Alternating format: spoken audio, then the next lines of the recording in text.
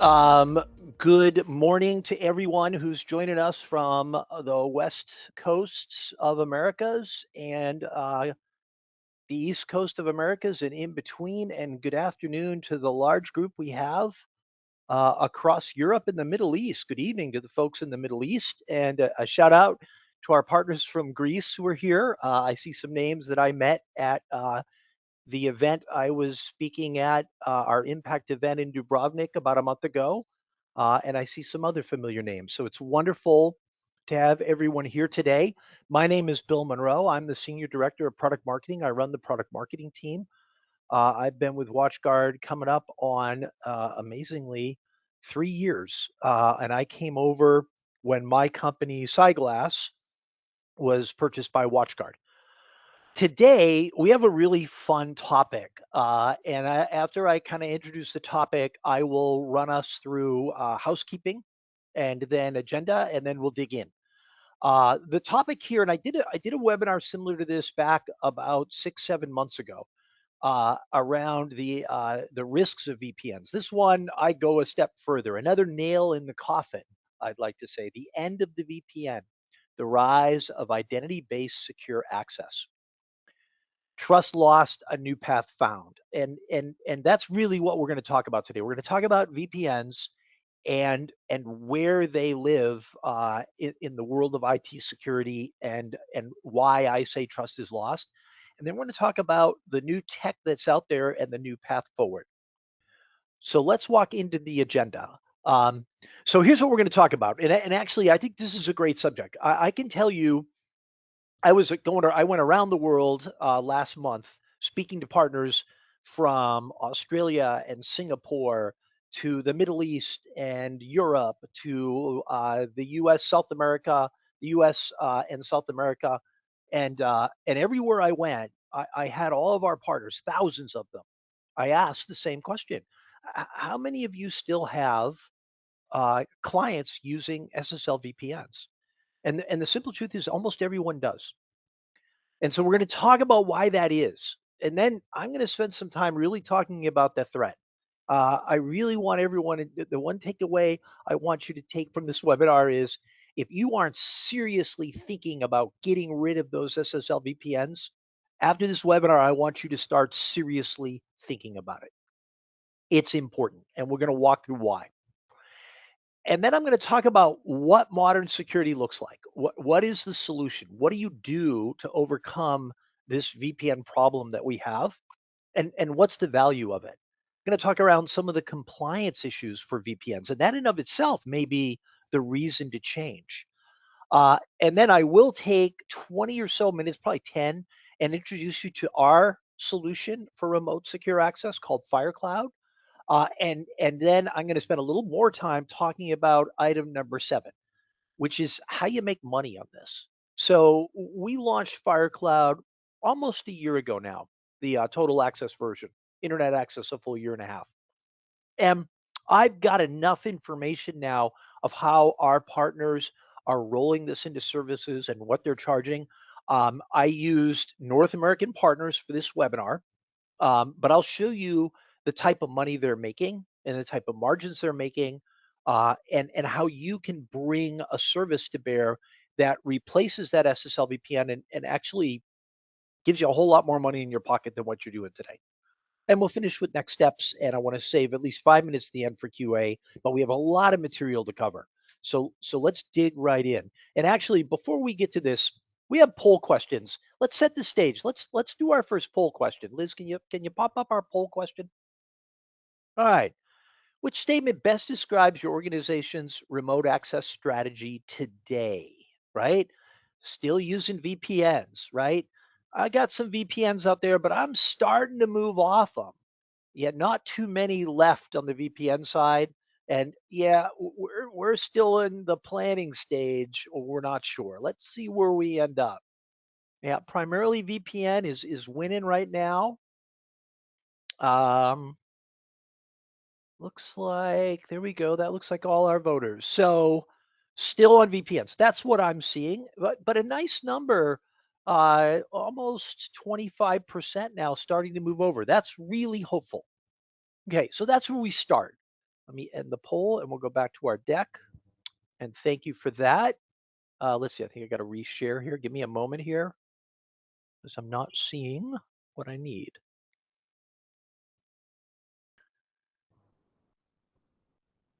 Okay, so let's keep going. So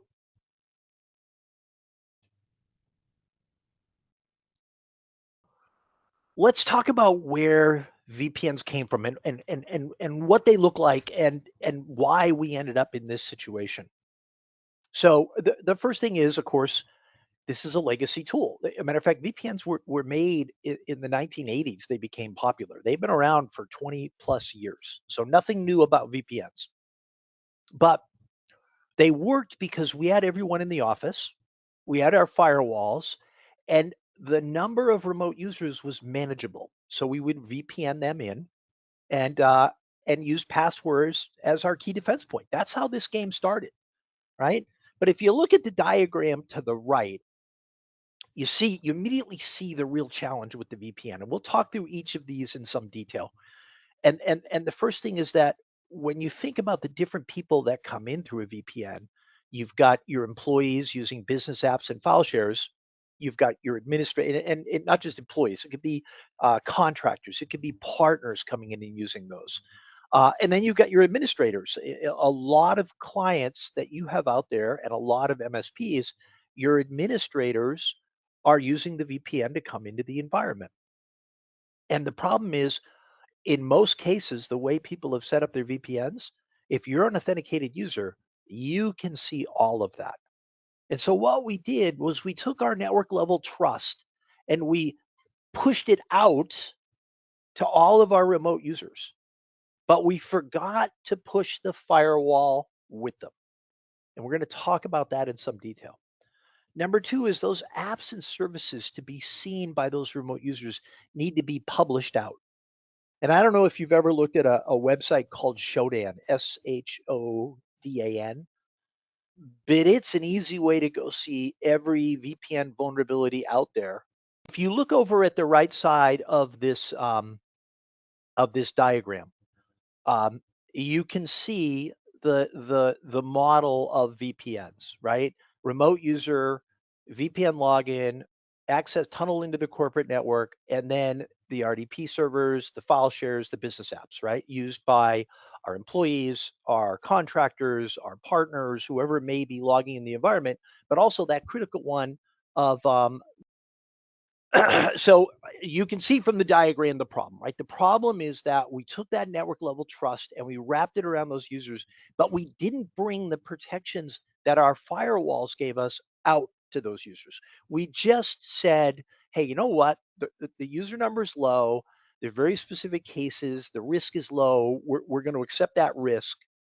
And then the next thing we had to do is we had to publish all of those different servers, file shares, apps, so that the remote user coming through the tunnel could actually find them, right? And it was easy for our admins. The challenge with this model was too much access, too little control. That's really the issue we run into here. And what does that create for us? Well, it creates a real threat. And that real threat, as you can see it here from the history of attacks, where either the VPN was core to the attack or the VPN was the easy flow from the remote access into the environment, and this number is growing, that some challenges were created. Challenge number one is by not having that firewall out there in that environment to protect those remote users, we don't have any visibility to where they're going. We don't have any visibility or control onto what websites they're at. That opens them up to whaling attacks, all sorts of different cyber attacks, and credential compromises. Two, because our credential process of making sure users are actually who they say they are is separate from the VPN process. And because of that, a credential compromise can walk right through the VPN and attack you. Third is that the VPNs themselves, because the code is old, they're old technology, they are easy to attack and to find vulnerabilities and to exploit those vulnerabilities. And this is true of every VPN builder everywhere, including us. We have only had one in the wild VPN compromise. It came out end of 2025. We were able to catch it and patch it really quickly. But I can tell you that we put out at least three other patches in the last 6 months on things that never got in the wild that we found that were potential vulnerabilities. Fortinet is dealing with a horrible one right now. SonicWall has been up to their neck in these. It's not that any of these vendors are bad. It's that this technology is old and the code is old. And attackers realize that there's lots of ways to take that code, find gaps and vulnerabilities in it, and exploit it. And that's where this problem starts and comes from. Um, and the issue here is that this problem's getting worse, and it's getting exponentially worse with Fortinet paying the price, and anyone who's using Fortinet paying the price. But trust me, in the next 6 months, it's going to be another vendor, and in the next 6 months, another vendor, and you're going to have to be patching and making sure those patches are out there. You're going to have to stay on top of it. You're going to be paying the cost for that, and sooner or later, you're going to miss one, or a vendor is going to be late patching, and your clients are going to get compromised. And we've had many partners share compromises via their VPNs that we've supported them on in the last 6 months. Not WatchGuard ones, but uh, most of our partners use multiple firewalls and multiple VPNs. It's just out there. It's a real problem, and it's only getting worse. That's one of the key takeaways. This isn't going away. This is getting worse. And there are so many ways to opportunistically take a VPN out and use it as a compromise highway into a network that when AI and agentic AI models start looking at this, it's the velocity of it's going to increase. So you've still got a window to get those SSL VPNs out of there, but that window is closing in the next 6 months. And so it's time to really think about moving. And I will tell you something else. We at WatchGuard have removed all of our SSL VPNs. It's IKEV2 as well, Eugene. It's any sort of remote user access where you're not doing firewall to firewall VPN, where you're going from a user device into a network environment. That's where the risk lies in this. Um, so that's what we're dealing with. And as I was saying, we at WatchGuard, even though we still sell a VPN in our fireware and our firebox, we don't use them anymore. We've rolled out our remote user security product across every environment. You're actually running through it right now because I work remote from the office. I'm in Boston. Our main office is in Seattle, and I run FireCloud on my environment. So you're actually getting this webinar with our FireCloud product deployed. So we use it as we do all of our different software.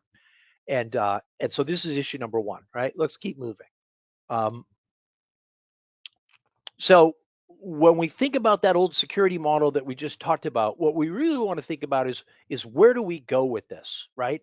How do we shift this? What are the changes we want to make so that we can move from this VPN trust level to remote user protection in a more modern way? And the first thing is to take that firewall grade protection and bring it out to those remote users. And when you think about firewall grade protection, I want you to think about secure web gateways. I want you to think about seeing and controlling the websites that our remote users can go to. I want you to think about SSL inspection of the traffic going in and out of that device that's located remotely. All of those protections that we are comfortable with in the network wrapped around each one of those identity users and identities out in the environment. Next is identity and device trust enforced per session. So what do I mean by identity and device level trust? And like I said, I'll hit these all one more time so you really get them. Identity and device level trust. We know that in many of the different attacks where VPNs are used as a pathway into the network, credential compromise is the number one reason the attack occurs. Credential compromise because, for example, MFA isn't deployed or passkey, some two-factor level enforcement of identity isn't deployed for all of the users. The bad guys can figure that out, and their AI is really good at cracking passwords, and that means credential level is a real problem, credential level compromise. Because once the credential is compromised, once the attacker becomes me and I'm in the VPN, the attacker has a free path into the environment. The next one is application level access. This is also one of the big compliance ones. One of the big compliance ones is, hey, I have to have least privileged access for my users and remote users especially. And that means when I come into a network environment, I can see and have access to only the applications, the file shares, the administrative accounts, etc., that I'm supposed to have access to, and everything else is blocked. That's a critical one, and it's something we don't get with VPN. The next is understanding visibility into where remote workers are going and having control over where they can go.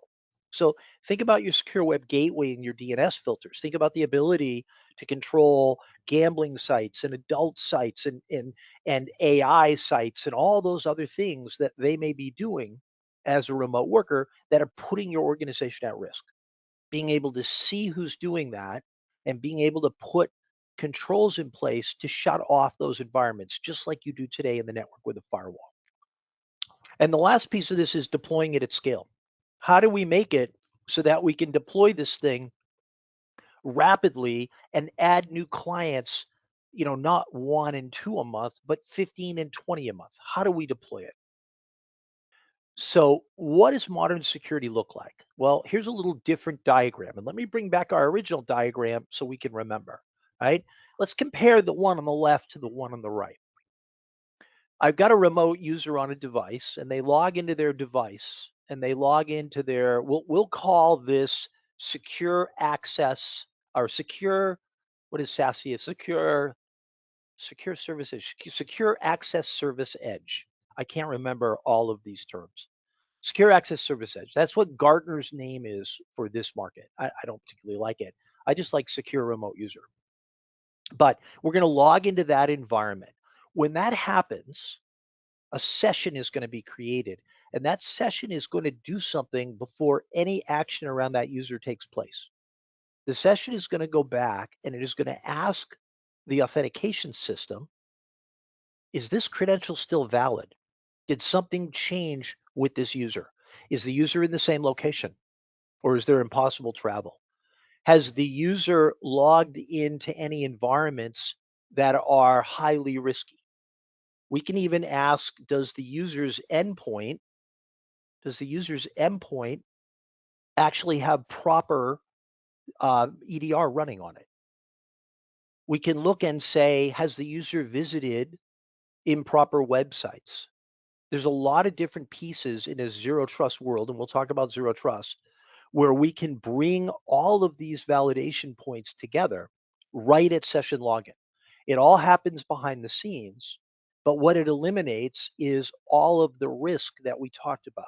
Because now we can validate a credential and then we control each user's access to the different environments they need to see. No more will the inventory manager or the account payable specialist be able to access where the RDP server is. No more will a partner who adds data into the inventory management see anything else on that network. And most importantly, everything that's done is logged and everything that's done is visible so that you can show it to your clients. And I'll show you what that looks like and understand the risk that's created. So simply put, this modern security world removes that, hey, I just trust who the user is. I just trust that they're not doing anything bad. And I just trust that their device is safe. And instead it says, hey, I'm not going to trust that the user is who they say they are. I'm not going to trust that the device is safe, and I'm not going to trust that they have access to this application. I'm going to revalidate each of those things before I give them access. That will create a significantly better security experience for you managing your clients. And bizarrely, it'll actually create a better client experience for those users who are remote. And let's dig in and understand why in each of those areas. So, first, in a world where we used to live where users could go to any website on their remote machine, we had no sort of ability to put organizational firewall rules and controls in place. If we replace that with SASE, some really cool things happen. One, we've got the ability to block different categories, just like a firewall. Two, we can actually see everything that user's doing. And three, we can open up specific use cases you could have with clients where their employees need to go to certain websites and have visible access to it, but close everything else off and see what you're doing. Now, what we've done is we've wrapped that security we get from a firewall around that remote user. That's the first big advantage. The next big advantage, right? We think about the credential attacks, the number one thing that's been our problem. And the second thing over on the right, the VPN vulnerability attacks. Now we bring SASE into this environment. And when we do that recheck of that credential, right? We're going to see things like, hey, there's brute force password attack occurring. The credential's bad, block access. Hey, credential stuffing's going on, block access. Hey, the user clicked on a phishing link and we picked it up with the firewall rules in our SASE tool, block access. What happens in this world is now the right user on the right device with the right locations and the right permission gets access to that environment. And at the same time, we eliminate that SSL VPN and the vulnerabilities that go with it. That's a huge improvement over what we have today. Let's look at the next one. When a user goes into an environment, they often, depending on how that network is set up, have access to everything. And that means the bad guy has access to everything. Again, we bring in that SASE environment, and now we can give that user only give them access to what they need, right? Now, there's some other interesting things that happen when we use this environment, and we've been able to prove this out over the last 9, 10 months of our users and our partners. Today, in the VPN world, latency issues, login issues, traffic backhauling, adding more hardware, adding concentrators, they all create cost and pain. And I'll talk to some of those cost and pain in details. And that becomes an issue not just for you as a managed service provider who's trying to manage this environment and hold down the costs. It's also the client, the end user, having employees who are unhappy with the experience. Instead, what we do is we create a distributed global firewall service. That's the best way to discuss it. If you look at Gartner, they call them points of presence, POPs, right? But what it really is I'm taking a cloud environment and I am putting a firewall and a secure web gateway and a communication system. And I'll tell you, we use WireGuard underneath this. And I'm deploying it all around the world. And then I am able to route those users through the highest open traffic area within their regions. And I can control access into different locations. I can route people through certain areas. And that's not only for all their internet and SaaS applications, but also private access coming back into the environment. So we go from almost a single or small wire to now this global infrastructure that really speeds up the experience. And what we're seeing is that not only is it much stronger security, much better visibility, but it's a better user experience. And I have well over 190 people on this webinar, and we're running through the system right now, and it works perfectly fine. and I have great confidence in it. I even worked on a huge PowerPoint presentation in the cloud, flying across the Atlantic on an airplane using it. So it really does work. Let's talk about the cost for a little bit because the cost is really interesting in how this plays out. Let's just take a managed service provider. They've got 50 clients. Each client averages 35 remote workers, so about 1,750 total remote workers. I talked to 9 of our partners, and then I did some investigating with a couple different analyst groups, the channel company, Canalys, and we came up that in about that size, 50 clients, 35 remote, the average MSP is going to see about 75 related tickets across those 1,750 users a month. And the average ticket cost in the US right now is about $55. That may be a little low. Annual cost is just under $50,000. Then you have the maintenance issues, right? You're onboarding, you're changing firewall rules, you're managing the tunnels, you're managing certificates, you're troubleshooting connectivity issues. About 10 hours per month. That may be a little low. 65 IT costs, another $7,800. So your VPN environment, if you got 50 clients and each of them average 35 remote users, is costing you about $60,000 a year. It's not free. The other side is on the client side. So if you look at that same number of users and you figure that 20 minutes per week, the employee is slow or losing time. And if you put a very low labor cost of $40 per hour across all those clients, each client's losing about $24,000 in business a month. So there's a lot of cost associated with these VPNs. They're not free and they're very risky. And really my point here is the shift if you're not moved over yet because you're worried about complexity or you're worried about cost or selling the service, in the end you can actually save money. And these are averages. Your numbers could be significantly higher. The other side of this is compliance. Compliance is an issue not because any rules go out there and say you must remove your VPN. Compliance is an issue because almost every modern compliance rule, and this includes the new rules coming out of the EU, require least privilege access, continuous verification of identity, multi-factor authentication rolled out everywhere, device posture validation, session logging. These are the type of things that compliance laws have already adopted or are moving to. And you're going to have trouble proving them for your clients if you stay on a VPN. So the compliance laws are catching up to the risk. And over the next year, this is going to become a real challenge for your clients to be compliant if you're still using an SSL VPN service. So we have another poll question, and all of our challenges started with the last poll question. So I'm kind of hoping this one will get us back to where we were. So, Liz, you want to pop our next poll question out there? All right. What is your biggest challenge securing remote and hybrid workers today?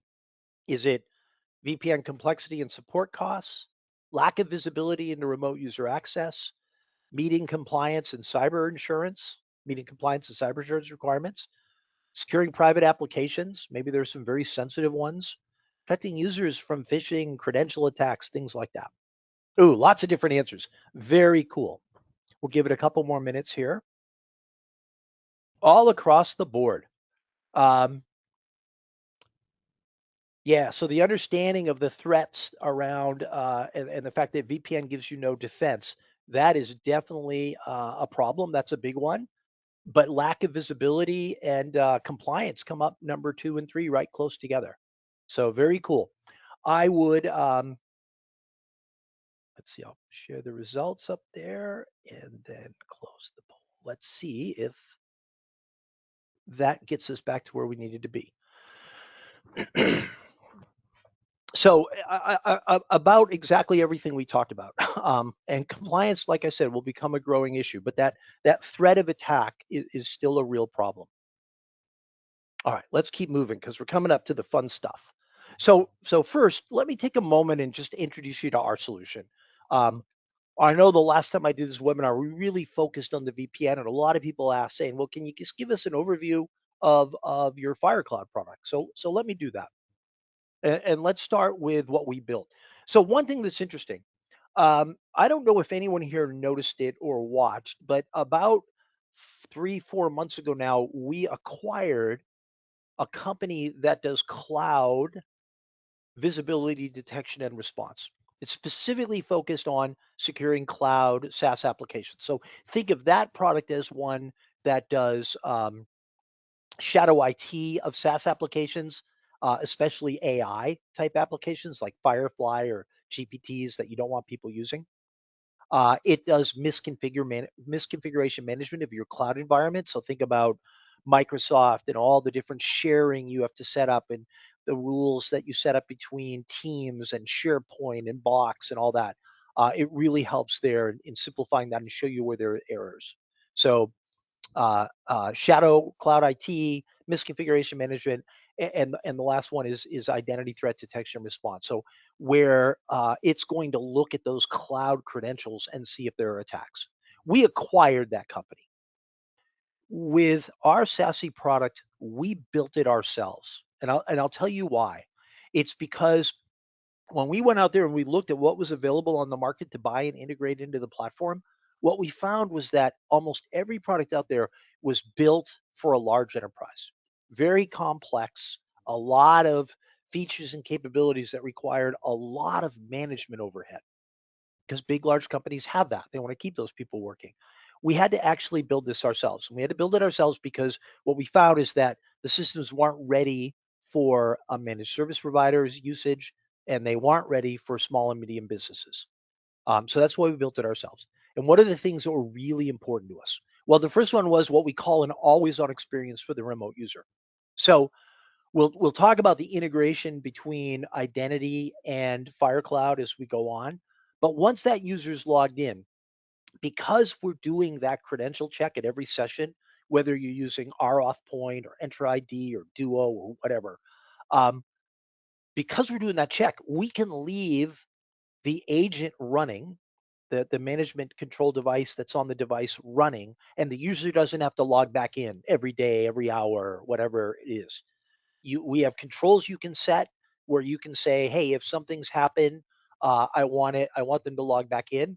But right now, for example, in our WatchGuard experience, mine stays on unless I'm doing a Windows update or a Teams update. Other than that, it just stays on and I don't have to log back into it. That eliminates all of those password headaches and all of the nightmares for the user experience.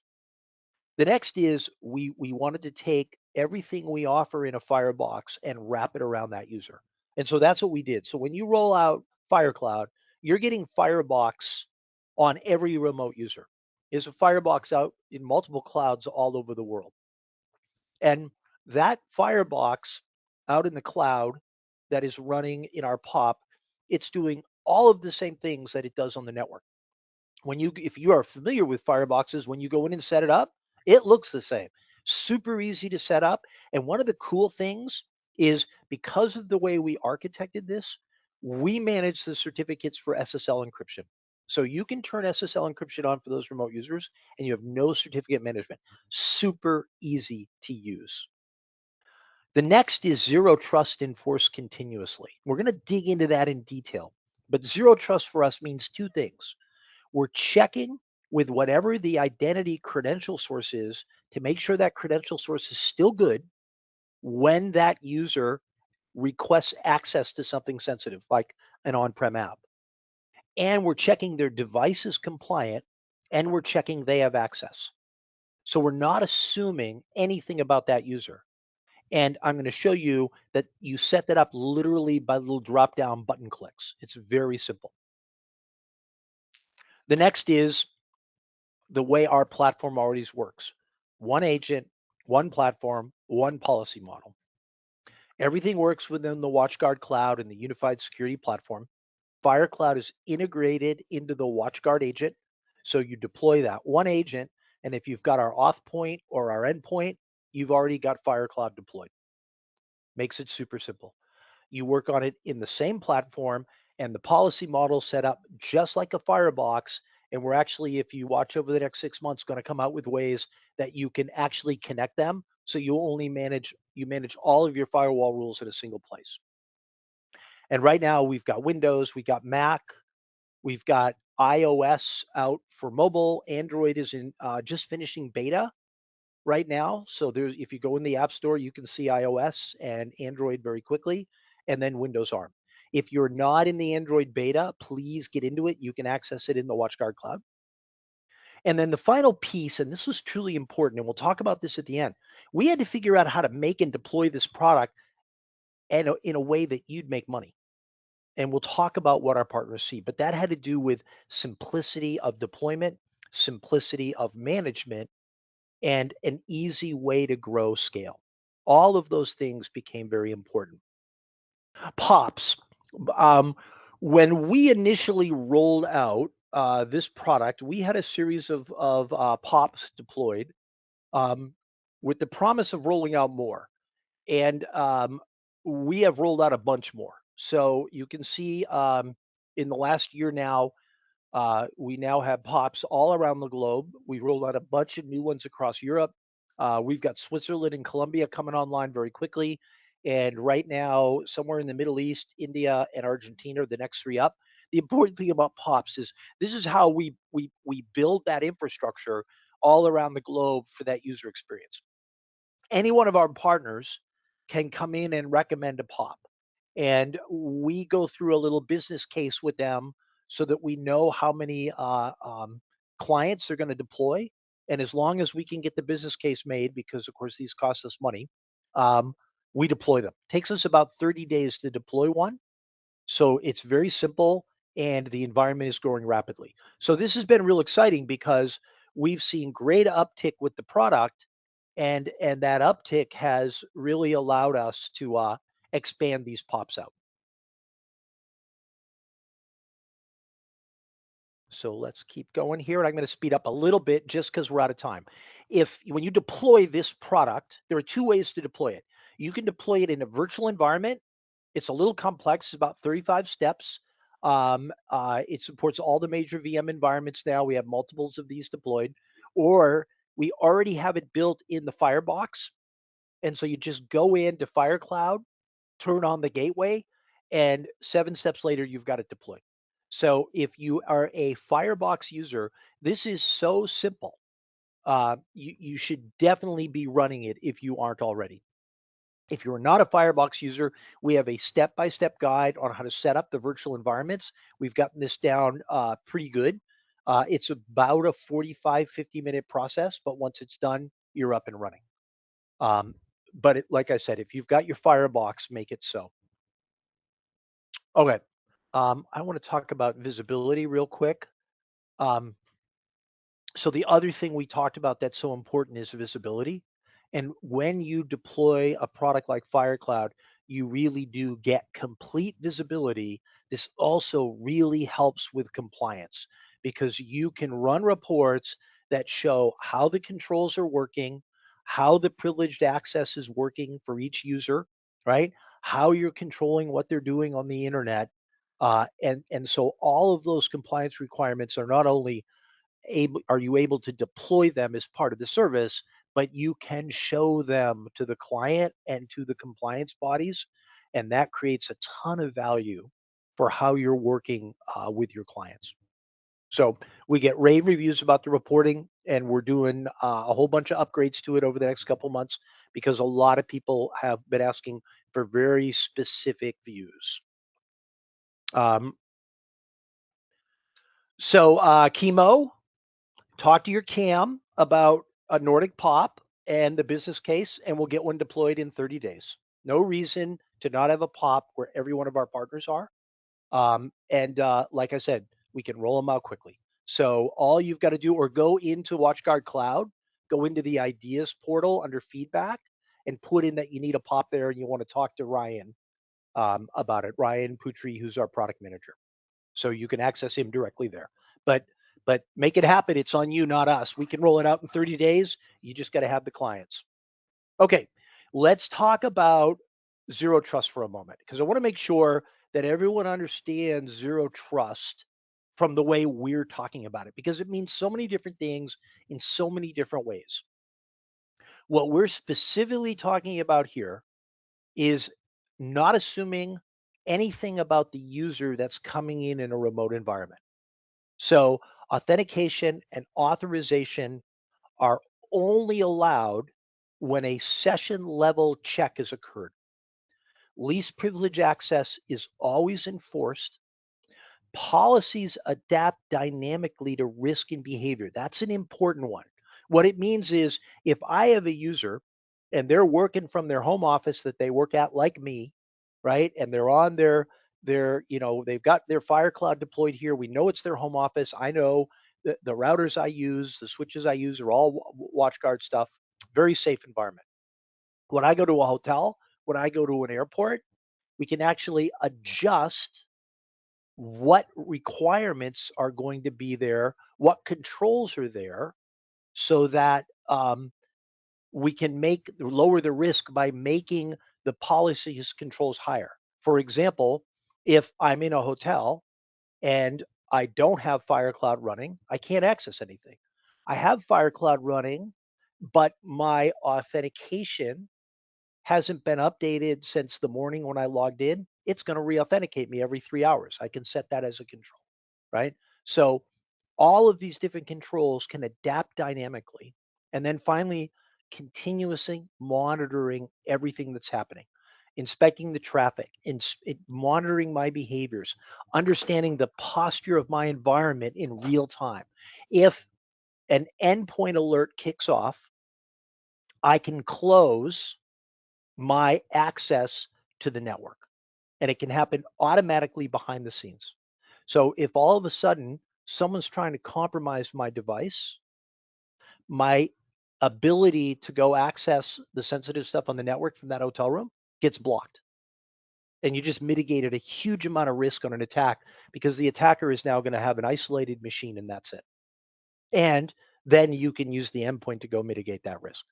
Right? But that's what I mean by posture changes and dynamic risk. This is the way that we're changing remote user security to be able to defend against these attacks that have been growing and when the agentic AI attacks start coming to everybody for those environments. Okay, next one. I want to move through this section pretty fast. We've only got 10 minutes because we got delayed. So, like I said, zero trust works for us literally in checkboxes. So you can see just a little screen of the conditional access we can build in the WatchGuard cloud between the identity system. We do it using SAML or it automatically in our auth point with our endpoint security 360 product. They're already integrated and with FireCloud. Also, we sell this in a bundle so that if you want to provide it as a service, there's another 20-point discount on it, right? I'm going to skip this. It's just marketing. And I want to talk a little bit about the profitability playbook. So we know that the pain is out there and that the good news is that your clients are starting to see what's happening. We know that hopefully after seeing what happened, you have some urgency to get this service out. But we also know that this market is growing at 25% and it's going to over the next 2 to 3 years. It's the fastest growing market in cybersecurity. So there's opportunity. And we're seeing service revenue of anywhere from 10 to 20 when you're rolling out the full service, right? So it's a moneymaker.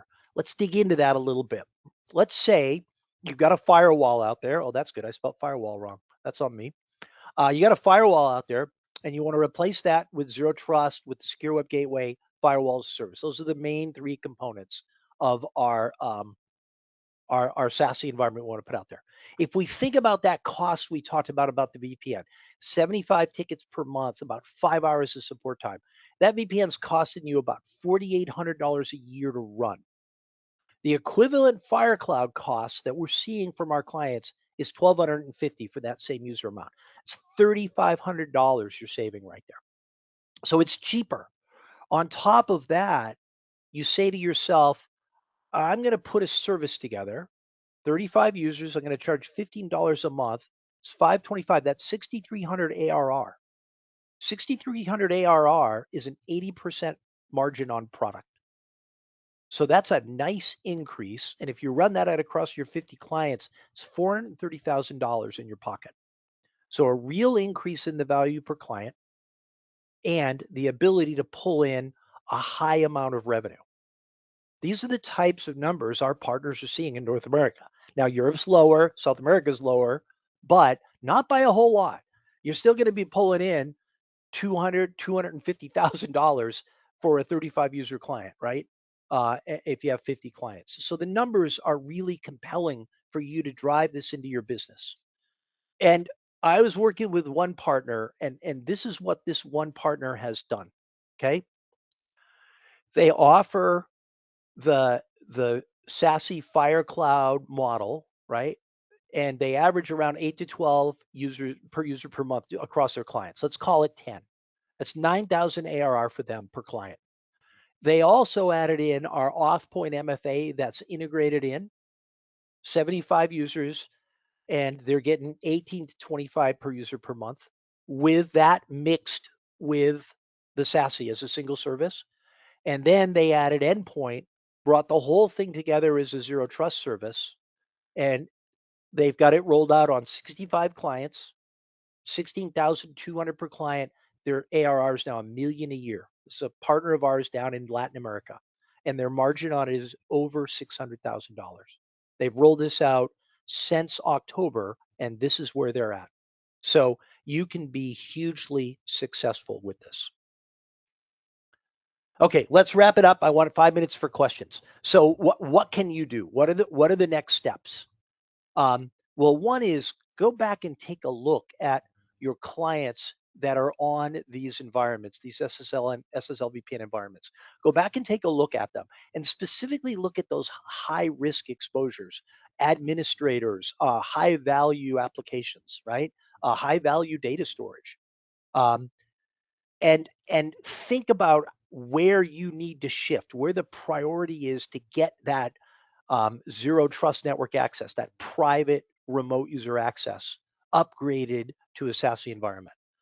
Next is start by just deploying that firewall service, right? Get FireCloud out there and get that visibility to those environments, or use whatever tool you want. But we know FireCloud works and that you make money. But get out there and get that visibility. Get the agents deployed on the different devices, and make sure that you are seeing where this risk is. Then begin the transition, removing the SSL VPN and bringing in the remote access. Get your gateway set up, get your application level access set up, and start with what's most risky that you assessed in step one. And then finally, FireCloud works with our Threat Sync product, our basic XDR capability, so that now if you're using FireCloud with endpoint or offpoint, you've got a unified place to look at all the monitoring, correlation, and risk, so that you can actually control the threats in this environment. You can start this whole thing by sitting down with any one of our representatives, our account managers, and starting with what we call a zero trust assessment. It's a little toolkit and calculator where you can walk through and say, okay, I've got this many SSL VPNs. These are high risk. These are the priorities, and we'll give you a layout that'll give you a deployment, a cost, a way to move this forward. And it's a great way to start. In the end, you're going to have stronger security. You're going to reduce your risks. What we have seen is end clients, users are much happier, and you're going to actually lower your total costs. You're not just going to make money, you're going to lower your total cost. So Alan, real quick to yours while we go on there. EDR core is only part of the firewall environment to be able to pull remediation from the firewall to the endpoint. You need to have endpoint, one of our new WatchGuard endpoint security products, our EDR products deployed. That's where this integrates in. That is what the single WatchGuard agent is. So EDR core will be coming into the single WatchGuard agent also. So you'll have those pieces. And then last one here, and then I'll go through the questions because I see a couple good ones in there. So let's remember, right? The perimeter's gone. We know VPNs were built for a different area. Identity is the new standard. This is the path to go down. And I'm going to leave you with some a scan code where you can get access to information on this, FireCloud, on everything else we're doing, and access to who you want to call to get this thing going. And let's get into the questions because there's some great questions, and I really appreciate that. All right. There are no minimum. So first question: what are the minimum requirements for FireCloud deployment on Firebox M series or T series? There's no requirement. FireCloud works in conjunction with the M series and the T series. It talks to them that you can use, except for the two low end T series. They all can act as a gateway, and you deploy the WatchGuard agent out to the device, and the back end already works, right? The POPs, the WatchGuard cloud already knows about all the POPs. The WatchGuard cloud will already know about your firewalls, and it will see that agent come online with FireCloud, and you'll have everything set up. You just go through and set up the gateways, the rules you want around controlling that user, and how you want to bring access into the environment. That's all you need to do, and it's off and running. Great question. Let's see, what ports are used to authenticate the authentication piece? You know what, Nicholas? There's more than just 443. I'm going to have to get you to that with a tech spec. Um, I can tell you we use WireGuard underneath, and it links with whatever port you're using for your SAML for your authentication or authpoint. We use IKEV2 VPNs rather than SVL with our fireboxes. Do we need FireCloud in this case? So Scott, you know, so that environment you have isn't going to give you the ability to bring users in to specific applications and do least privilege. And if you have compliance needs, that's a good reason to go to FireCloud. You also aren't going to have the visibility into what those users are doing. You're also still suspect to a credential compromise with IKEV2, right? Because if the credential's bad, they're going to be able to come through that VPN no matter what. Okay, next question. The agent that needs to be deployed on the endpoint be the same as the use for EDR core. No, I'm sorry, Alan, I answered that one. So EDR core is going to get an upgrade. So you actually, Alan, you can just hold on. I'll have someone reach out and get the dates for you. But EDR core is going to get an upgrade where it's compatible with all of our products that deploy on a device, and that will include FireCloud. And when that upgrade comes, then you would just click FireCloud off. So I'll find out, Alan, what the dates are for EDR core and the WatchGuard agent, and then we'll get an answer out to you. But as you can see, the goal here is one agent for all the different products. Okay, so let's see. So Matt, here we go. So coming through FireCloud and into an org, Firebox, are the policies enforced by Firebox, FireCloud, or both? So it's both, right? So in that environment, FireCloud's enforcing policy on the remote device and the user.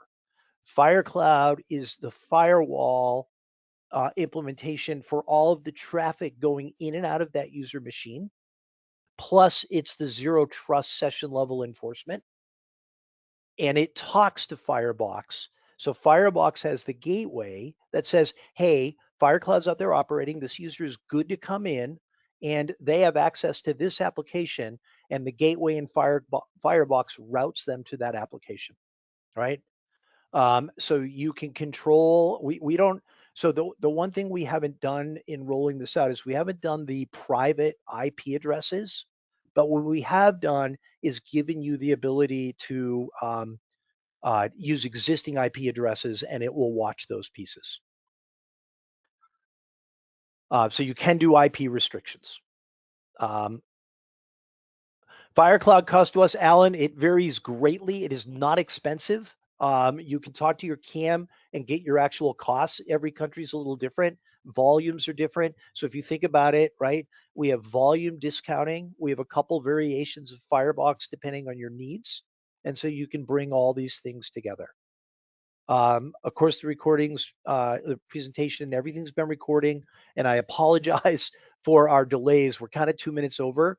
I'll go through the rest of the questions and then make sure everyone gets answers. We'll get everyone a copy of the presentation and the recording. And I really appreciate everyone's time and all the great questions. So thank you all very, very much for being here today, and have a wonderful day.